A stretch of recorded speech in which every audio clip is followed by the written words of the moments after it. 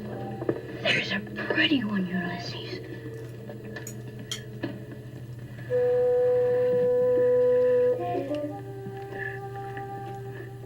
There it is. Hello, BookTube. I'm Sean Breeze Books. Welcome back to my channel and another book haul. Let's get to it. The first one is the next book for my Patreon book club. If you are interested in joining my Patreon, you can read this along with the rest of us. It is nonfiction called Embers of the Hands, Hidden Histories of the Viking Age. It's our first work of nonfiction, I think, by Eleanor Barraclough. It was on the Women's Prize for Nonfiction, long listed anyway. It was published in 2024. This is the paperback edition, and I think the title speaks for itself. I know nothing about the Vikings other than one or two things that I would probably spout off and get wrong. Here is the opening paragraph of the introduction, which is chapter 1. The Viking Age is a glittering thing. It shines with tales and poems of adventurers, heroes, and gods. Vivid stories that continue to be reshaped and retold down to the present day. It shimmers with intricate craftwork that adorned bodies in life and death. Gemstones and glass beads twinkling between twisted loops of silver and gold. It gleams with once buried hoards packed with silver bullion, far-traveled coins, and looted religious treasures. It sparkles with sunlight on water as oars dip and dig into the waves, propelling longships across deep oceans, icy fjords, and shallow bays. And it glints with the sharp edges of weapons in the hands of warriors. Here is a recent work of fiction from Newfoundland, which is one of the most interesting provinces in Canada. In fact, it was published this year. It is called The Saltbox Olive by Angela Antle, and it's about Newfoundland soldiers in Italy in World War II. Angela Antle is, in addition to being a writer, an artist and documentary maker. I believe this is her debut work of fiction. I'll read the first few paragraphs on the first page. Chapter 1. It's important to know, it just dawned on me, that Newfoundland didn't enter Canada, didn't become part of Canada until 1949, so at this time it was a British colony, completely politically separate from the Confederation of Canada. This is the broadcast news of Newfoundland for February 6, 1940. Governor Sir Humphry Walwyn will issue a proclamation today calling for volunteers to form an artillery unit. Arch sits up in bed. Men between the ages of 20 and 35 who weigh at least 112 pounds, stand no less than 5 feet 4 inches tall, and are of sound physique and good eyesight will be accepted. The first 400 can sign up at the CLB Armory tomorrow. For weeks, rumors have been forked over wharves with codfish and passed over merchants' counters with tobacco. And now here it is, the call. Arch throws off his eider down and lets the icy February air prickle his thighs and stomach. His future has finally arrived. The stove door creaks. Min is striking the first match to light the day. She'll get the tea stewed, the bread in the oven, and might even read through a few pages of her mystery before Skipper comes in from fishing. Now, I didn't do any due diligence on this one at all when I bought it. I thought it was going to be a mid-20th century work of women's literature, but in fact it's quite contemporary, and it does look interesting. It is a British novel written by a Welsh writer who lives in South Manchester, so British, I guess, would be the adjective. Astral Travel by Elizabeth Baines, and it was not published in the mid-20th century. It was published in 2020. A man dies. His estranged daughter tries to unravel his mysteries, including why he never talked about his past in Ireland. And when this was published, she had 2 short story collections and 2 previous novels. I'll read the first 2 paragraphs. My father had been dead 10 years before I thought of writing about him. I surprised myself. There was a time when it was the last thing I'd have thought of doing. I'd put my father behind me for good, or so I thought. It was the 1st of January, the first day of the new millennium. My kids had left home, and I'd given up editing and publishing a literary magazine, 12 hours a day in those days, before you could publish at the press of a button. A fresh start, it seemed, a time to hope naively that all the conflicts of the old century were behind us, men against women, races and religions against one another, Manchester rebuilt after the IRA bomb, and Patrick Jackson, my volatile, contradictory, and entirely unfathomable father, around whom we'd always had to tiptoe, long scattered on the spot in the narrow fields above the sea in South Wales, where he and my mother had first started courting. I came back from the Millennium Parade in the city center and sat down at my desk, and what popped into my head was the night my father died and the moments after he'd gone. I have to look up. Has anybody I know read this? What kind of a Goodreads rating? I will try it regardless, but I'm curious. Oh, it's got a very good rating, 4.31. That's only 13 ratings, but Katie of Books and Things gave it 4 stars and said she really enjoyed it. Somebody new named Amy, who I'm Goodreads friends with, who I'm not sure which Amy that might be, but also gave it 4 stars. Here is one of those books that I buy after I read it, this very fine novel, The Foghorn Echoes by Danny Ramadan. And it was published in 2022. It was my first anything by Danny, and I loved it. It's probably one that I would benefit from a reread. I think there were things that just listening to it on audio without benefit of the text I might have missed. It certainly was really great. It's set in 2003 Syria, and it's about a pair of on-again, off-again lovers, one of whom is deeply in the closet, the other one who is trying to come out. Being in the closet and also coming to Canada as a refugee, one of the characters, is an important part of the story. It's a very emotional story, and it's extremely well told. At the time that I'm making this video, I'm into the second half of Danny's incredible memoir, which was published after this, called Crooked Teeth. It's incredibly powerful. The epigraph is from a Lebanese poet named Amil Mubarak. O sea traveler, I'm here to bid my farewells. I burden winds with my love and send them after you. But I fear the storms and the tides. Instead, my soul will travel with you, to deliver you and to bring you back. Opening paragraph. Children shouldn't know the horror of war, but Hussam was old enough by now. At first his parents barred him from the news, while all of Damascus buzzed with tales from neighboring Iraq. Stories of mass graves and downed airplanes, of buildings as tall as mountains crumbling to dust, of invading Americans with blonde hair and blue eyes. The cafes replaced the music channels on their television sets with an endless stream of news reports. Teachers substituted their physical education classes for military preparations sessions, teaching Hussam and his peers how to load a gun and how to build a functional gas mask. Wealthy neighbors sold their homes in haste and bought airplane tickets across the Mediterranean. Finally, when his mother needed his help, setting up an emergency stash of canned fruits and pickled vegetables, she sat Hussam down and told him of the war. And here is a backlist book from Louise Erdrich. It's probably one of her most famous ones, and I have not read it. That's why Lindy gave it to me. She was getting rid of most of her physical books when she moved from Edmonton to British Columbia, and I got Love Medicine, which was published, I think, in the 70s. No, 1984. So I must get to this. And here is Lindy's lovely note she always puts in books that she gives to me. Erdrich's first novel. I had 2 copies, but haven't read it yet. September 2023. 2 indigenous families, the Cashbaws and the Lamartines. I think it's set in North Dakota, but I'm not entirely sure. One of the families is from North Dakota. Opening paragraph. The morning before Easter Sunday, June Cashpaw was walking down the clogged main street of oil boomtown Williston, North Dakota, killing time before the noon bus arrived that would take her home. She was a long-legged Chippewa woman, aged hard in every way except how she moved. Probably it was the way she moved, easy as a young girl on slim, hard legs, that caught the eye of the man who rapped at her from inside the window of the Rigger bar. He looked familiar, like a lot of people looked familiar to her. She had seen so many come and go. He hooked his arm, inviting her to enter. She did so without hesitation, thinking only that she might tip down 1 or 2 with him, and then get her bags to meet the bus. She wanted, at least, to see if she actually knew him. Even through the watery glass, she could see he wasn't all that old, and that his chest was thickly padded in dark red nylon and expensive down.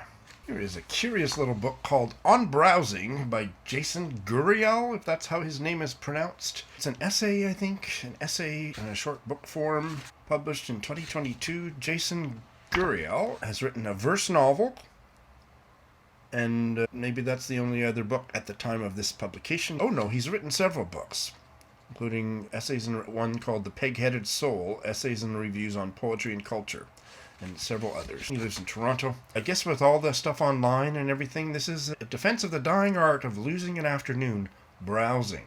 not only bookshelves, bookstores, but CD bins and so on. Losing yourself in the stacks. That is something that I love to do. The epigraph. I am still a learner, not a teacher, feeding somewhat omnivorously, browsing both stalk and leaves. Henry David Thoreau, 1856. Ooh, boy, that's a relatable quote. The first chapter, or whatever it is, chapter or essay, I'm not sure how it's organized, is called Browser History, and here's the opening paragraph. There's something to be said for the Blockbuster video store of my youth. It was what we had in the suburbs, and it suited the way my mind worked. I liked encountering movies as physical objects dispersed throughout a large room, arranged down walls where the new releases went, and along shelves where the older stuff tarried. I suspect the image of walking through such a room will one day amuse my children. Well, I think I need to read that. Here is a book that my mum loves, and I have to read it someday because she loved it.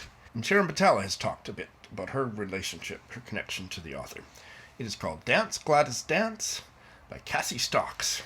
She is from Eston, Saskatchewan, where my great-uncle and aunt lived, not far from my hometown, and this was published in 2012. And she's disappeared off the radar since this was published. But it is about a 27-year-old woman named Frida, who's at an impasse.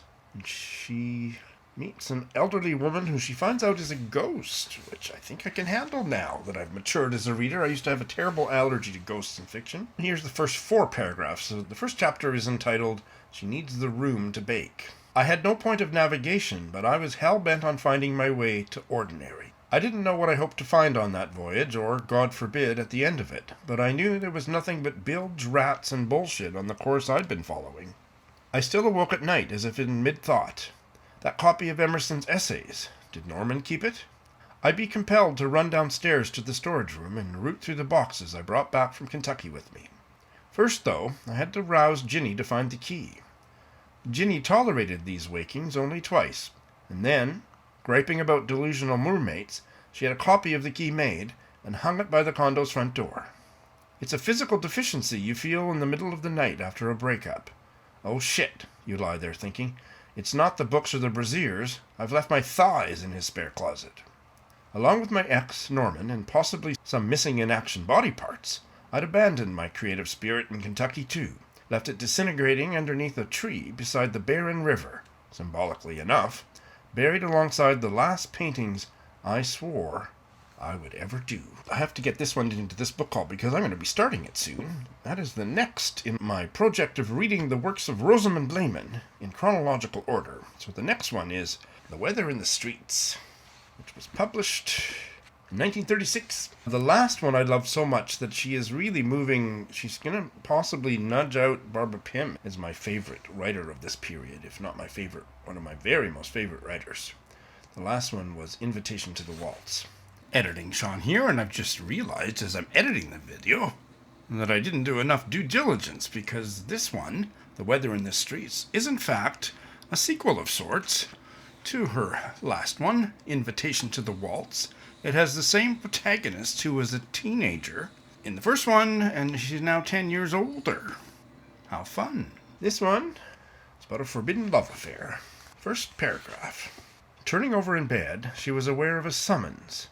Rouse yourself. Float up, up from the submerging element. But it's still night, surely. She opened one eye. Everything was in darkness.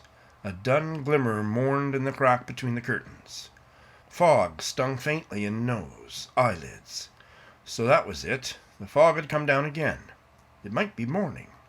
But I haven't been called yet. What was it woke me? Listen. Yes, the telephone, ringing downstairs in Ettie's sitting room. Ringing goodness knows how long. Nobody to answer it. Oh, damn, oh, hell. Mrs. Banks arrived. Click key in the door. Brown, mac, black, felt, rabbit stole. Be on your peg at once behind the door. Answer it. Let me not have to get up. Ettie, you maddening, futile, lazy cow. Get up, go on, answer it at once. Poleaxed with early morning sleep, of course, unconscious, among her eiderdowns and pillows. Here is a Romanian novel by a woman writer that I might get to for Women in Translation Month next year. Too Great a Sky by Liliana Corobca, translated from the Romanian by Monica Cure. Translation, copyright 2024. I think it was originally written in Romanian in 2018. This is the author's third novel, set in the World War II era with the, exile of, there's another word, more modern word, the dispersal, the eviction. Editing Sean here. The word I was groping for was expulsion, when a whole bunch of Romanians were sent to Kazakhstan, and that's what this story is about. Chapter 1, the first paragraph. At the end of the road are the heavens, above, below, to the left, the right, and in every direction. Sky, nothing but sky. The train was slowly departing. It was melting into the horizon, going back where it came from. Beyond this point there were no train tracks. They ended here. And us, after the long journey in that hellish, God-forsaken train, they abandoned, cast us off, threw us straight into the heavenly skies, as if God had heard our repeated prayers, and after a month of torment, led us here, to this heaven of limitless sky. The sky began right above the blades of grass, which were short, feeble, and sparse. There was nothing else around, as far as the eye could see. God, we've reached the end of the road, which is right in the middle of your kingdom. So much air for our shriveled lungs, and so much beauty for our grief-stricken eyes, after the crowding and darkness of the train car. Air, air, air! We breathed, yelled, jumped up and down, those of us who were younger. The others could hardly move, shaking from weakness and all the emotion. We thank God that we had arrived here. I have a feeling that elation may be short-lived, but who knows? That is very intriguing. Here is the seminal, dare I use that word in connection with Oscar Wilde? The seminal biography, at least of its decade, of Oscar Wilde by Richard Ellmann, titled Oscar Wilde. And by the way, you probably know that Richard Ellmann's daughter is Lucy Ellmann of the, what the hell is it called? That famous novel in one sentence. The fact that, what the hell is it called? Bridgeport, Connecticut, or... Anyway, this biography, published in 1987, is dedicated to Lucy Ellmann. I'm not going to read from it. Fabulous photos of Wilde on the front and back cover, and maybe someday I'll read it. Here is a short story collection by one of my fabulous mystery guests. Sad Grownups, short stories by Amy Stuber. So it came out this year, I'm pretty sure. 2024. And she was a wonderful guest. I'll put a link to that chat in the show notes. And she is somewhere in America. I have to admit, I've forgotten where. I'll read the first short page of the first story called Day Hike. Alice wants to walk on the trail, but Renee wants to wander. At least, that's what I imagine. Maybe Alice tells Renee, "It takes 2 hours to get to the lake. Let's keep moving." And probably Renee heads down offshoot paths to get closer to the falls. In the first half hour, on their way to the lake at the peak, they see a fox, a mother and baby moose, and 3 animatronic-looking deer. "What if they aren't even real?" Renee says, pointing to the deer. She drinks too much from her water bottle too early. Well, Alice conserves. "What if they are humans in deer suits?" "Funny," Alice says, but she doesn't show teeth. "Okay, I'll shut up," Renee says, and they stop where a Fiat-sized rock sits between a grass field with a river unfurling into it. Alice climbs onto the rock and sits. The silver-backed leaves of the aspen trees flutter. White blobs of fungi puff out of a crack in a nearby pine. And here is another book by one of my fabulous mystery guests. This is the novel Sisters of the Spruce by Leslie Shimotakahara, Japanese-Canadian writer, and this came out in 2024 as well. And this is about a teenage Japanese-Canadian girl in the timber camps of British Columbia, set during World War I. Leslie lives in Toronto. Her roots go back to British Columbia and then to Japan. 2 epigraphs, very short. First from Huckleberry Finn. "We said there warn't no home like a raft after all. Other places do seem so cramped and smothery, but a raft don't. You feel mighty free and easy and comfortable on a raft."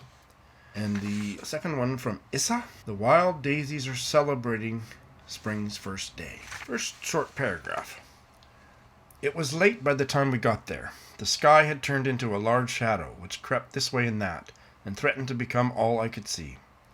but animal alertness was keeping my brain bright awake, my limbs restless. It made no difference that Dad kept telling me to sit still. My legs dangled off the pier. There I sat, nestled between my two sisters, as we all waited for whoever was supposed to be coming. Our eyes fastened on the glistening black water.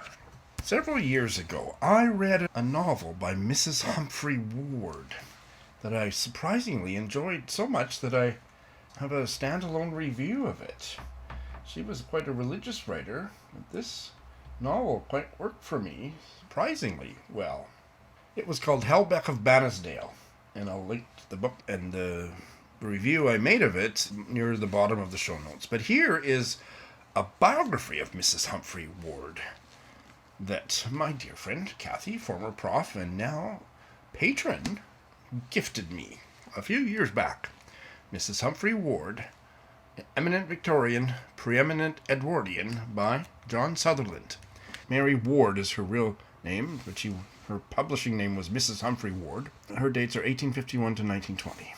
This was published in 1990, and I don't think I'll read from it, but I do think I will read it at some point. Here is one of the only books I've ever got from a little free library. There's one by my sister's house at the end of her street, and I went there a few weeks ago and I got this. I have put a book in there without taking one about a year before, so I don't feel like I'm cheating, but this is Settler, Identity and Colonialism in 21st Century Canada, and it's by Emma Battelle Lehmann and Adam J. Barker. 2015, so 10 years ago. The first section, or first chapter maybe, is called Why Say Settler, which is the term that rolls very trippingly off my tongue. I have bought right into the whole idea that we are settlers. We don't really belong here, and we should probably just give everything back to the indigenous people that we displaced and murdered and continue to murder in obscene numbers. Here is the opening paragraph. I don't imagine this is going to be kind of writing I love, but it's the kind of information I want to absorb. So, here's the first paragraph of that chapter, Why Say Settler. The words we use to name ourselves are important. How we conceive of ourselves collectively is a part of wider, more complicated discussions about who is included and who is excluded from our society. In Canada, we like to think of ourselves as having a fairly inclusive society. We pride ourselves on being open and accepting of difference. We talk about being polite and respectful and peace-loving. And we lie by omission because we do not talk about our country being built on the attempted destruction of many other nations. We do not talk about the questionable legal and political basis of our country, our history of profiting from invasion and dispossession. Canadian, a notoriously hard-to-pin-down concept, may not have a clear definition, but for some it refers to an invasive people, a nation that violently displaces others for its own wants and desires, a state that breaks treaties and uses police and starvation to clear the land. We need a name that can help us see ourselves for who we are, not just who we claim to be. For that, we need a term that shifts the frame of reference away from our nation, our claimed territory, and onto our relationships with systems of power, land, and the peoples on whose territory our country exists. I could not agree more. Absolutely. I need to read this. And the reviews are so glowing of Madeleine Tien's latest novel, The Book of Records, that I needed to include it in this book haul because I think I need to read it before the year's out. I don't know if I'm going to be able to make space for it because it needs a big space. I read her novel before this, Do Not Say We Have Nothing, over 5 months and just fell into it, and I still haven't really stepped out of it. So I want to give this one as much time and space as it needs, because apparently it's as good, if not better, which is a crime that it wasn't on the booker list, but who cares about that? I bought the UK edition because I loved the cover so much. I'm a little bit worried about this one because it's got lots of philosophy and stuff in it, and I think philosophy is ridiculous, but here's a parallel. I didn't really want to read Do Not Say We Have Nothing for a long time because it was about classical music, pianists and whatnot, and composers in mid-20th century China. And I thought, I'm not that interested in China, and I'm not that interested in classical music. Why would I want to read it? And I just fell into it, and of course now I have an interest, especially in Chinese. It started me on a path of reading a lot more Chinese fiction. And so who knows what this might do to me about philosophy. Oh God, I'm nervous. Roz and her hubby loved it. Eric loved it and thought it should win the Booker. The epigraph is from a theologian or philosopher, Martin Buber. I and thou. I require a thou to become. Becoming I say thou. All actual life is encounter. Opening 3 paragraphs. Half a century ago, during the rainy season, when I was 7 years old, my father and I reached the sea. It was evening, and the buildings were colored glass against the night. I remember that we disembarked into water. We crossed the sand. We entered a pale door of the sea. Inside, the hallways were noisy and hot. There were people everywhere, and I wanted to escape to the open air. But my father found a room in which we and others could shelter. For a day, perhaps even 2, I slept. When I awoke, I saw my father standing at the window, mesmerized by something I couldn't see or hear. His yellow sweater glowed in the blue light. Within days, the people we had met on our voyage began to depart. They crowded into small boats which carried them out to cargo ships which, little by little, slid behind the horizon. But we remained. My father had been ill and needed time to recover. Next week, he said, or the week after, we would set off again and rejoin those who had gone ahead. And here is a book that I can't even remember why I ordered it, but I'm so glad I did, because it sounds amazing.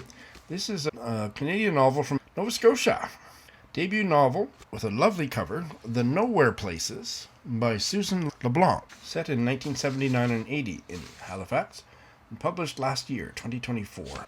And I think one of the reasons I was drawn to it is that the main character's son is an adult, developmentally disabled man.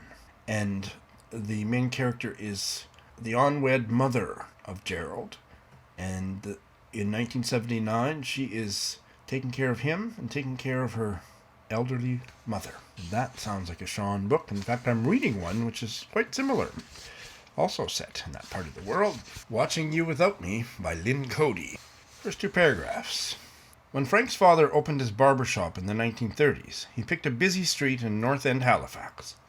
The spot sat between a 5 and dime and a diner, and he set it up with a striped barber pole and 2 spinning chairs. He did a good trade for decades. Never dreamed of cutting women's hair, but when Frank took it over in the early 60s, he saw the potential. That's when he hired June Green. 15 years later, she still draws customers, older women who like the routine of a weekly set, or neighborhood housewives looking for a bargain. So Frank puts up with her crankiness. On this May afternoon, when June's mother calls, he waves the receiver at her and knows she'll complain about the interruption. The Nowhere Places, intriguing title as well. 2 or 3 times a year I do a library book haul vlog where I take out 5 or 6 books from the library and then I sample them and I report back, and one of them intrigued me so much that I bought the book, also because it's a physically beautiful book. This is a Czechoslovakian novel called Of Mice and Mushaber by Ladislav Hooks, I believe it's pronounced. Translated from the Czechoslovakian by Mark Corner. And look at it's not the end paper, but it's the next page after you. Boring end papers, but then you turn the page and you get this. And it's just a physically beautiful book. It wasn't cheap to buy, and I bought it. Published by Charles University, Prague. Carolinum Press, 2014. The Czechoslovakian edition was published in 1970. And it's set in an unnamed futuristic Central European setting. An unsettlingly comic analysis of the psychological experience of oppression in all its ambiguity. Sounds like a book to be reading right around now. I'll read the first 2 paragraphs. The Land of the Elves, which was the name of the local hostelry, had been hired out for the afternoon.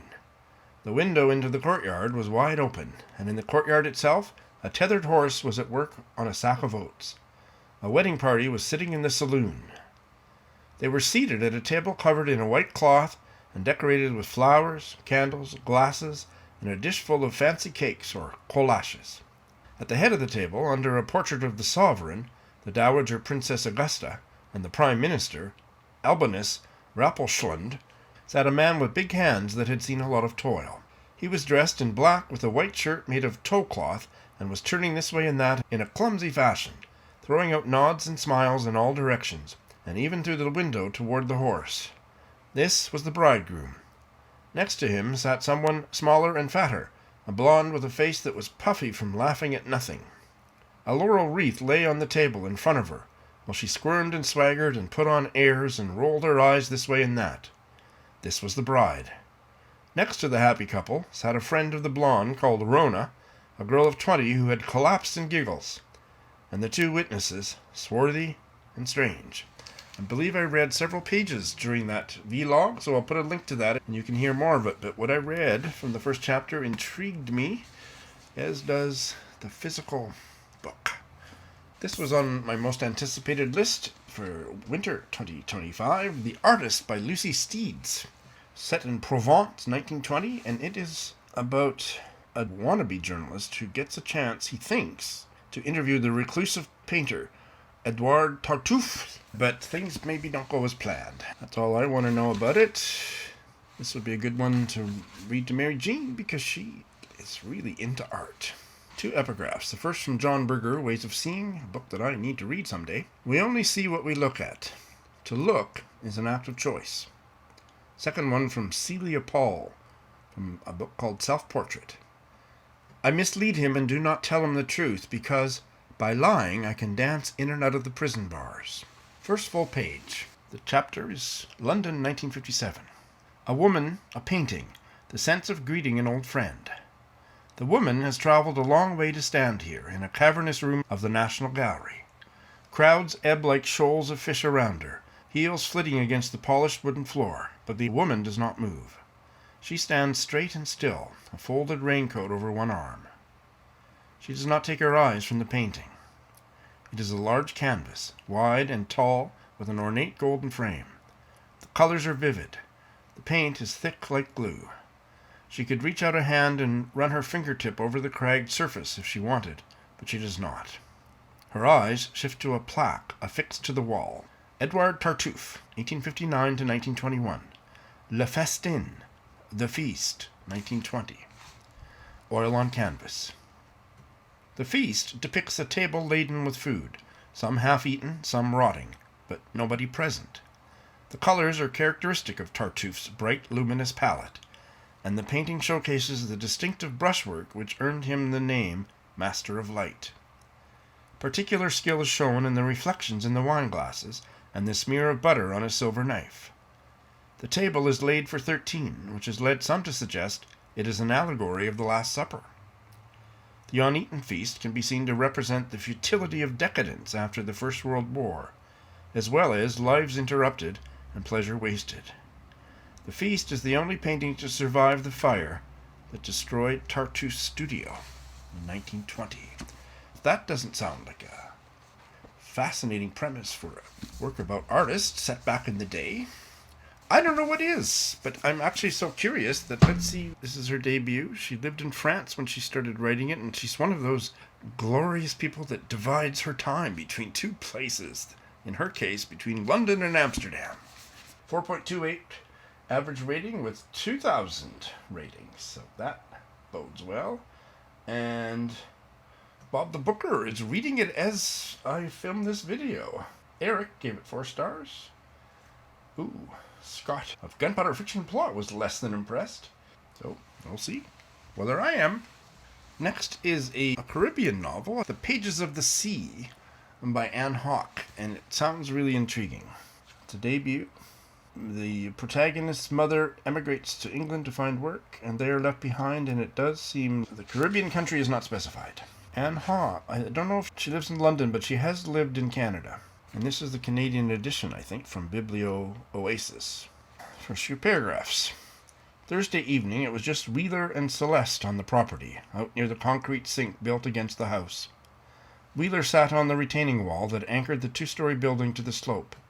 Celeste stood to the rear of her, on the concrete landing, having appeared from the entrance to the house. Wheeler watched as her aunt strayed back in through the side entrance. "Tant Celeste come out and go back in a few times now." Wheeler's forehead puckered as she tried to work out what her aunt was doing. Her smooth black skin unstitched, and she went back to staring at the other side of the bay. A clock tower stood at the height of the long headland opposite.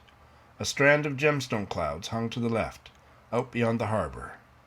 With the descent of the sun, darkness lurked here and there in the hills surrounding the bay. Intriguing title, The Pages of the Sea, and a gorgeous cover.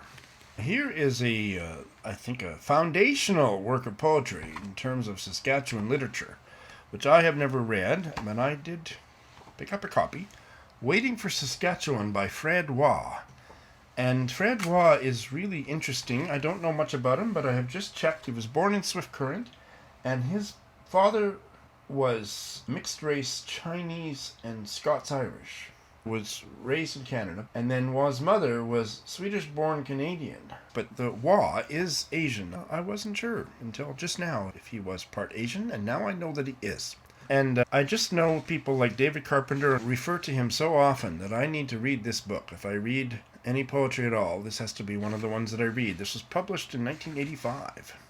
I'll read the poem that begins with the phrase, Waiting for Saskatchewan. Waiting for Saskatchewan, and the origins, grandparents, countries, places, converged Europe, Asia, railroads, carpenters, nailed grain elevators. Swift Current, my grandmother in her house, he built on the street. And him, his cafes, namely the Elite, on center, looked straight ahead. Saskatchewan points to it. Erickson, Waugh, Trimble houses, train station, tracks arrowed into downtown, fine clay dirt prairies, wind, waiting for Saskatchewan to appear for me again over the edge. Horses led to the huge sky, the weight and color of it over the mountains, as if the mass owed me such appearance, against the hard edge of it, sits on my forehead. Is the most political place I know. These places, these strips, laid beyond horizon, for eyesight, the city, so I won't have to go near it, as origin town. Flatness appears later in my stomach. Why on earth would they land in such a place? Mass of Pleistocene, sediment, plate, wedge, arrow, sky, beak, horizon, still waiting for that. I want it back. Wait in this snow-blown winter night for that latitude of itself, its own largeness, my body to get complete. It still owes me. It does. That's powerful. There was some of them I didn't know whether they were phrases or single nouns. I wasn't sure about the way to read it, but it certainly packs a wallop. And finally, another most anticipated book for 2025, and that is by one of my very most favorite writers, the Japanese writer Tsushima Yuko. Her latest to be translated into English, Wildcat Dome. And this one is translated by Lisa Hoffman Kuroda, because her translator of just about everything else she ever had translated, Geraldine Harcourt, died very young a few years back. This is about two friends that are estranged. They were raised together in an orphanage near Tokyo, but one of the characters' adoptive brothers died, and they mourned differently, and so they became estranged because of that. The present of this story is happening in the aftermath of the Fukushima nuclear catastrophe. So this was one of her last novels, because she didn't live very long after that. She died in 2016, and the big earthquake and Fukushima disaster was 2011, if I'm not mistaken. I was living in Tokyo when it happened, and I discovered Tsushima and how much I loved her stuff, like literally 2 years after she died. So this is maybe one of her last books.